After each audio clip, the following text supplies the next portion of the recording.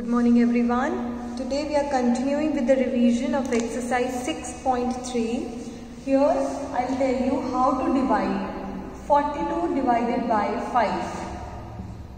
Here 42 is the dividend, so we will write it in the middle, and 5 is our divisor. I will write it in the left.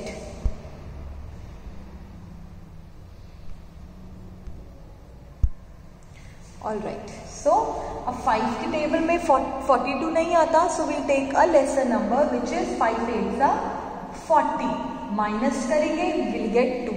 So our quotient is 8 and our remainder is 2. Our quotient is 8 and our remainder is 2. Next question में I will tell you how to divide and also how to verify. 65 divided by 8. 65 is the dividend, so I will write in the middle, and 8 is our divisor. I will write in the left side. 8 की table में 65 आता है क्या? No. So 8 8s are 64. What I will write? 8 8s are 64. The lesser number from 65. So now I will subtract the number. 5 minus 4 is 1. So here I get quotient is 8 and remainder is 1. Remainder is 1. Now I will tell you how to verify. Verify का formula आप सबको पता ही है. Dividend is equal to divisor into quotient plus remainder. Dividend is 65. Divisor is 8. Quotient is 8 plus remainder 1. 8 8 is 64 plus 1, that is 65. आ गए दोनों same. If these two numbers are same, then my divide is correct. Otherwise मेरे divide में कोई problem है. This is how we divide and verify. In next question हम 3 digits वाले, चलो पहले 2 digits वाले ही ले लेते हैं. जैसे 30 divided by 4. हमें 30 को 4 से डिवाइड करना है. अब 4 की टेबल में 30 तो आता नहीं है, तो उससे छोटा number. 4 7s are 28. We get quotient is 7 and remainder is 2. Remainder is 2. Next question में आपको मैं डिवाइड भी बताऊंगी और वेरिफिकेशन भी बताऊंगी. For example 83 divided by 6. 83 is the dividend, so I will write in the middle. 6 is the divisor, so I will write in the left. 6 की table में 8 तो आता नहीं है, 6 1s are 6 minus 2. नीचे क्या उतारेंगे? 3. क्या 6 की टेबल में 23 आता है? नहीं आता. So 6 3s are 18 and we get 5. So my quotient is 13 and my remainder is 5. अब मैं क्या करूंगी? वेरिफिकेशन करूंगी. वेरीफाई करूंगी. Dividend is equal to divisor into quotient plus remainder. Dividend कैसे? देखो 83 मेरा dividend, divisor quotient plus remainder. 13 6 are 78 plus 5 we get 83. आ गए दोनों से. That means my division is correct. My division is correct. अब हम लेंगे बड़े नंबर, थोड़े और बड़े नंबर लेंगे. ये देखो, जैसे 7844 divided by 4. 7844 I will write in the middle and 4 in the left. 4 1s are 4. 3 नीचे उतारा 8. 4 की टेबल में 38 तो नहीं आता, 36 आता है. माइनस 2 नीचे उतारेंगे 4. 0 नीचे उतारेंगे 4. 4 1s are 4 minus 0. So my answer is 1961. My answer is 1961. Next question. जैसे ये question 6540 divided by 6.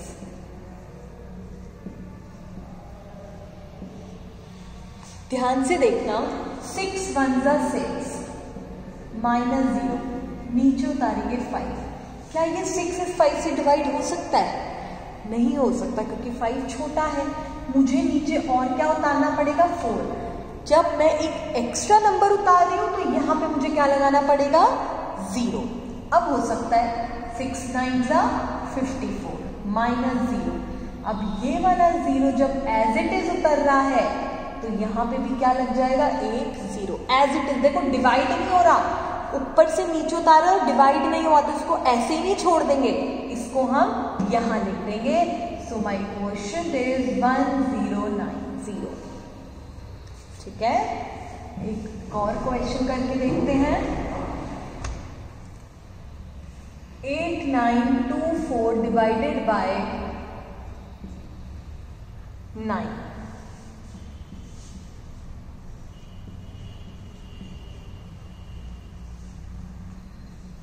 9 9 81 -8 2।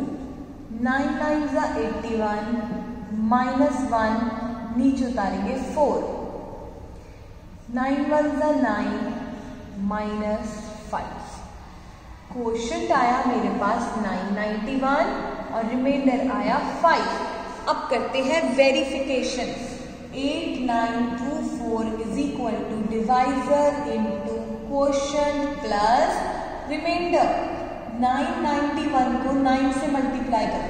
9 1 9, 9 9 81 carry 8, 9 9 81, 81 plus 8 89, यानी 8919 प्लस 5 इज इक्वल टू 8924। आ गया answer Singh. That means my division is correct. This is how we divide and verify. अब एक और question. अगर आपको कोई भी नंबर आप 10 से डिवाइड कर रहे हो तो कैसे करते हैं?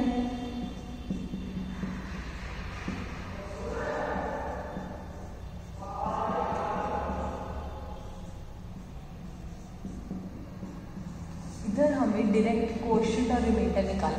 If we are dividing any number by 10, if we are dividing any number by 10 तो हम डायरेक्टली क्वोशंट और रिमाइंडर निकाल सकते हैं। कैसे? अच्छा मुझे बताओ, 10 से डिवाइड कर रहे हैं, 10 में कितनी 0? 1 0।